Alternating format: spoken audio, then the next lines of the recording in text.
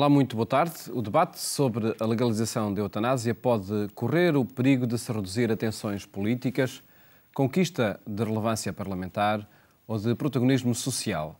De fora ficam questões sociais, económicas, afetivas e espirituais que interessa considerar.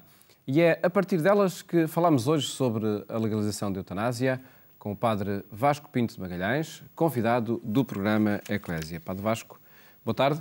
Boa tarde. Obrigado por estar neste programa e por nos trazer a sua reflexão sobre a eutanásia, sobre o fim da vida, que faz no seu dia-a-dia e também no Centro de Estudos de Bioética, não é, de que faz parte.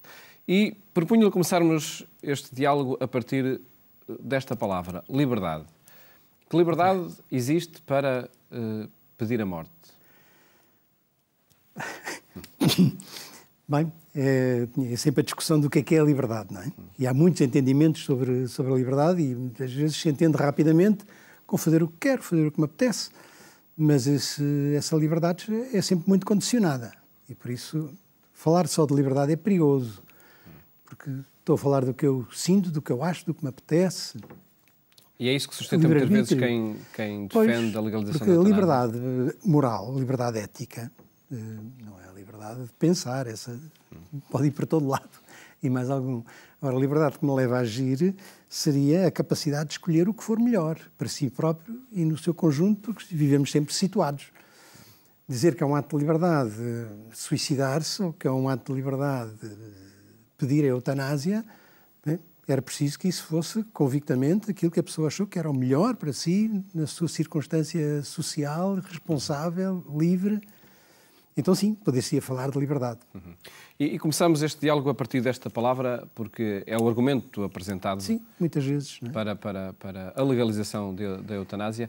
Agora, quem o defende acha, Padre Vasco, que está numa situação em que possa ter uma decisão livre? Não, normalmente não está. A pessoa está altamente condicionada. Estamos sempre condicionados, por muitas razões, por dentro e por fora, pela nossa história, pela nossa maneira de pensar, pelas nossas emoções, pelo nosso enquadramento, e por isso quando uma pessoa pede uma coisa dessas, sobretudo a um médico, o médico tem que perceber o que é que esta pessoa quer dizer quando me está a dizer isto. Tem que fazer um diagnóstico, não embarca imediatamente na expressão viva, e tantas vezes acontece isso também, nós, padres, não é? Pessoas que me vêm dizer, já não sei qual é o sentido da minha vida, não ando cá a fazer nada, queria morrer. Que grito é este? Uhum. O que é que isto quer dizer? Às vezes quer dizer estou numa grande solidão, às vezes quer dizer não me ajudam a encontrar o sentido da vida, outras vezes dizer estou falido, outras vezes quer dizer não lido mal com a minha doença, não vejo saída. Mas dizer, não, quero assumidamente, conscientemente, que me matem com toda a liberdade. Isto é praticamente ingênuo pensar que isto pode ser, e não é desvalorizar o que a pessoa está a dizer, mas é perceber o que é que está por trás disto tudo. E, portanto, é um argumento muito falacioso, porque realmente as pessoas, ainda por cima, hoje estão muito condicionadas. E o perigo é esta liberdade de ser ainda mais condicionada emocionalmente. Se se cria um ambiente eutanasista, ficamos ainda mais condicionados para pensar, se calhar já sou um peso, se calhar não estou aqui a fazer nada, se calhar sou um incómodo. Uhum. Então, se a decisão vem disto, deste enquadramento, não se pode falar de liberdade. Uhum. E há algumas etapas, algumas barreiras que podem impedir que se chegue a esse desejo de querer morrer?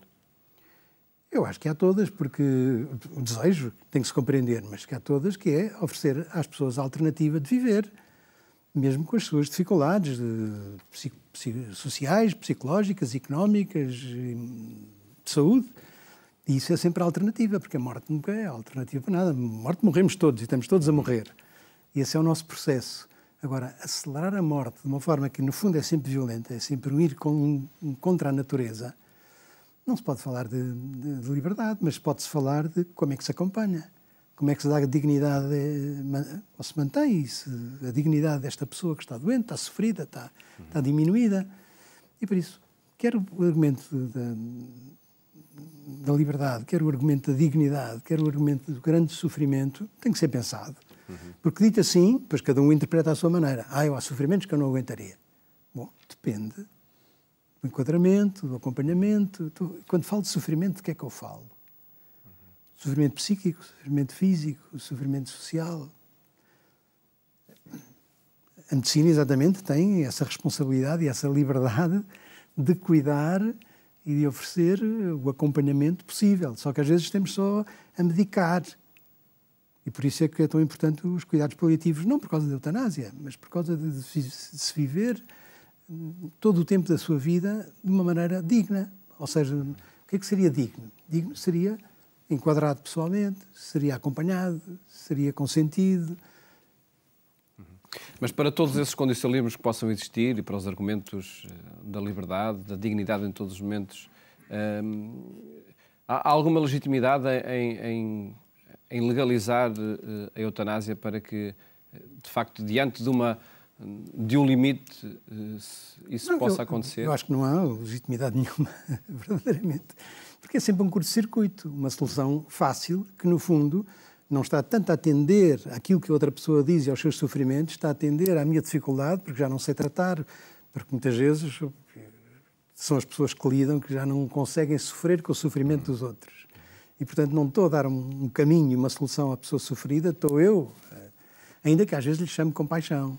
É um dos outros argumentos adiantados, não é? Ter compaixão por quem sofre. Não, mas a compaixão é acompanhar até ao fim. É estar presente, é o outro perceber que é digno, é o outro perceber que é compreendido, é que não é isolado, que não é... Portanto, a compaixão, mais uma vez, um argumento muito falacioso, porque, ainda por cima, não vou tirar o sofrimento com a eutanásia. Vou eliminar a pessoa. E, de facto, nada mais indigno do que abater uma pessoa. Porque ela está muito sofrida. Então, atenda-se ao seu sofrimento, acompanhe-se de uma forma... Porque todos nós queremos morrer dignamente.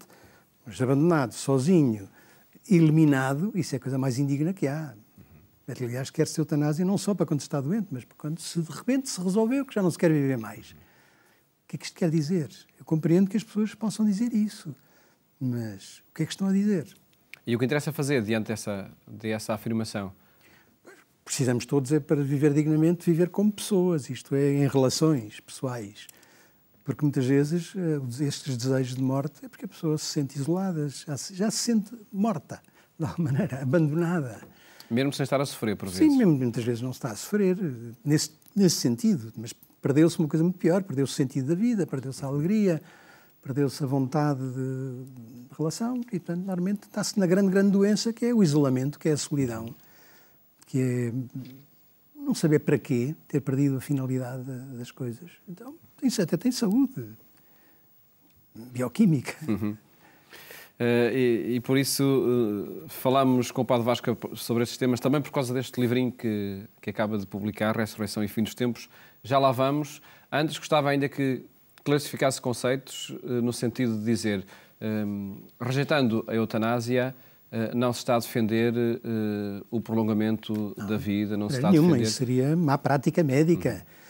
Como, aliás, desligar no momento certo as máquinas e todos os suportes artificiais não tem nada a ver com a eutanásia. Tem a ver porque se identificou os critérios de morte cerebral ou porque a própria pessoa tem, isso sim, tem todo o direito de dizer não quero que me tratem mais, sobretudo não quero tratamentos excepcionais, deixem-me tranquilamente morrer, seguir o meu processo, que isso é que dá imensa dignidade. E, portanto, pensar que a alternativa à eutanásia é o chamado encarniçamento terapêutico é um grande engano. O encarniçamento terapêutico é má prática médica. De suspender mesmo os medicamentos, a pessoa tem de dizer, olha, não quero que me tratem. Sobretudo se não tem outras responsabilidades imediatas de família, não sei o quê, tem esse todo o direito, deixem-me que o meu processo siga tranquilamente. Isto não tem a ver com a eutanásia, mas às vezes confunde-se. Ou às vezes pensar que às vezes há quem falou de uma eutanásia escondida, porque argumentando que é uma coisa um bocadinho também falaciosa, que há medicamentos que podem ter um efeito, mas não se dão, isso é tudo má prática médica. Se o medicamento for bem dado, é para aquela realidade. Para um fim muito específico, não é? Mas às vezes diz isso, não, já existe eutanásia, porque há uns medicamentos que encurtam. Bem, isto não é verdade, não é? E deixar morrer também não é, de maneira nenhuma, eutanásia. É deixar que a vida siga o seu percurso natural. O que é eutanasiante é abandonar a pessoa, é não a valorizar, é começar a achar porque sofre muito ou porque já tem manifestações físicas que perdeu a dignidade, mas a dignidade está na relação.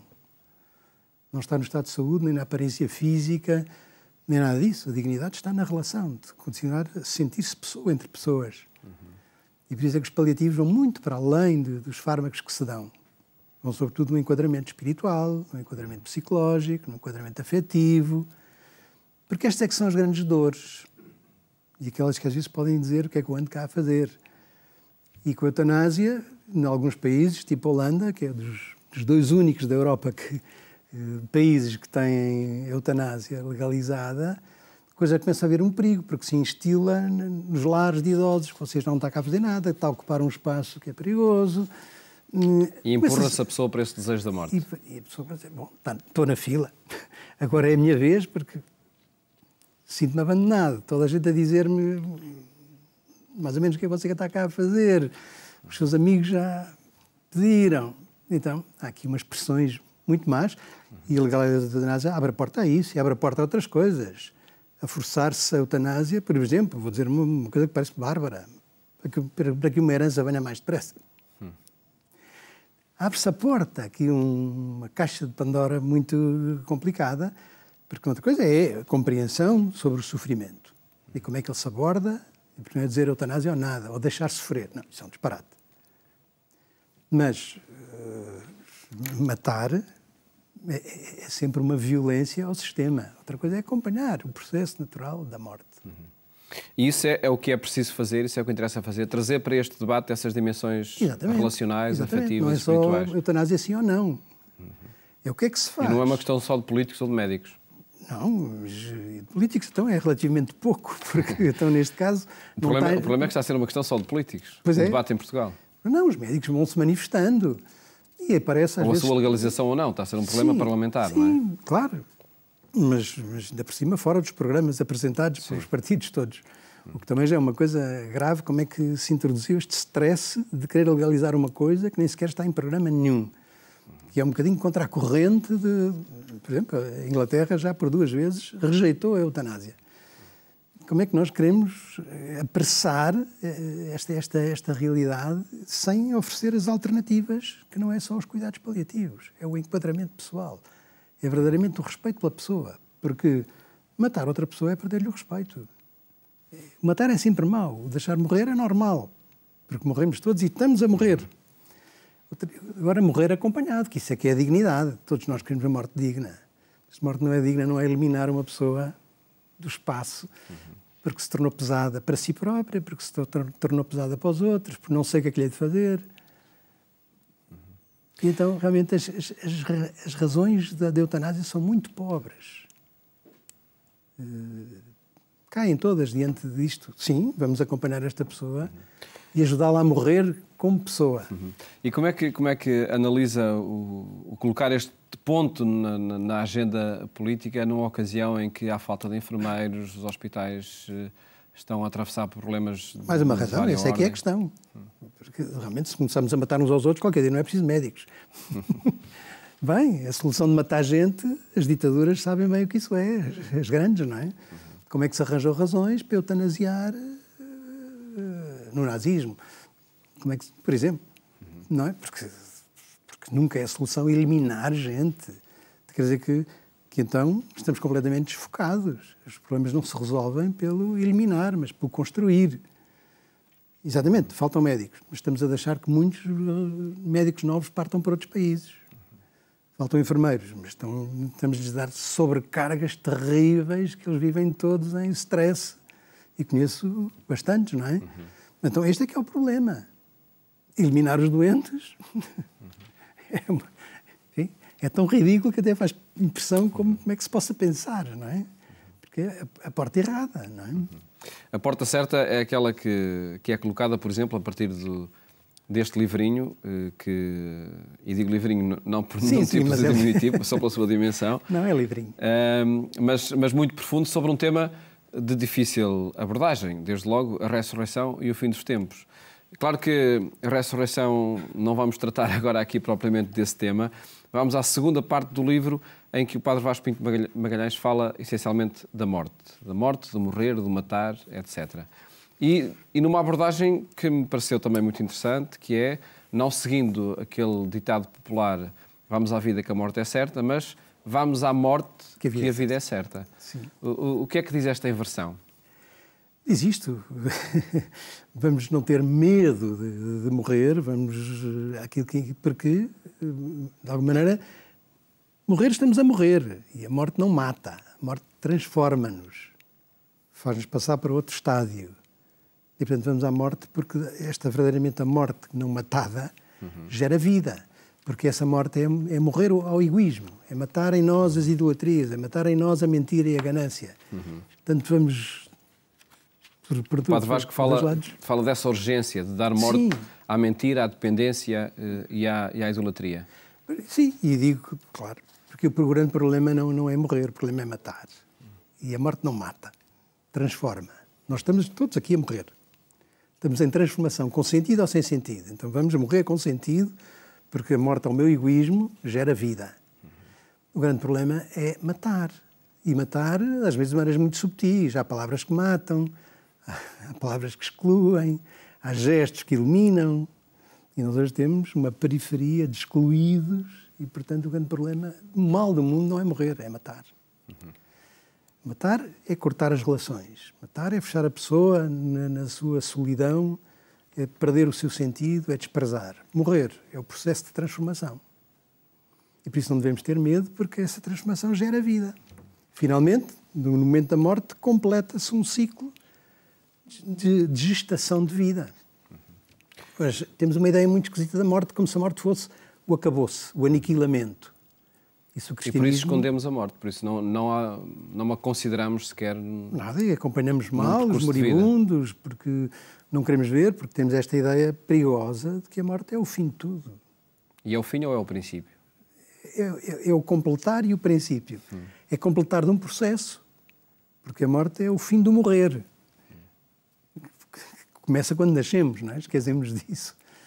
Mas há um morrer bem, que é crescer, superar etapas, e é eliminar em nós o que nos mata, que é o egoísmo e a mentira, e a vaidade, e etc. E a ganância. Isso é que anda a matar-nos. Anda-nos a matar socialmente, individualmente. E é isso também que nos leva a querer morrer, paradoxalmente? Às vezes leva, porque estou farto, perdi o sentido, vejo tanta violência, vejo tanta mentira, vejo tanta solidão, que então já não quero mais este mundo. Se houvesse ainda a fé numa outra vida, dizer, bom, pronto, é o preço de chegar à vida plena. Mas isto é o que faz sentido, acreditar numa vida que está em gestação nesta. E a ressurreição não é uma coisa para depois da morte. É a vida nova que temos pelo amor. Às vezes pensamos, não, morremos, depois ressuscitamos. Não, estamos a ressuscitar cada vez que morremos para o nosso egoísmo. É assim que São Paulo diz. Estamos a encontrar uma nova relação mais profunda, mais cheia, mais humana. Matar desumaniza. Morrer pode humanizar-nos e, por isso, não há mortes indignas, a não ser se forem matadas, se for eliminar pessoas. Outra coisa é o processo vital. E para este debate e esclarecimento em torno da eutanásia, da sua possível legalização, que contributo dá o saber conviver com a morte?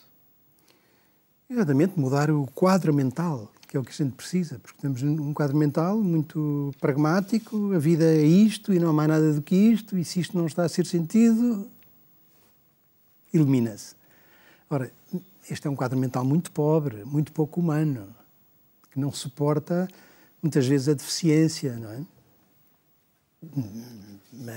E é perigosíssimo. Ora, o quadro mental do verdadeiro valor da vida, que é aquilo que nos vem das relações humanas e que nos vem do amor. Sem amor, de facto, a vida perde a dignidade. Porque deixamos de ser pessoas.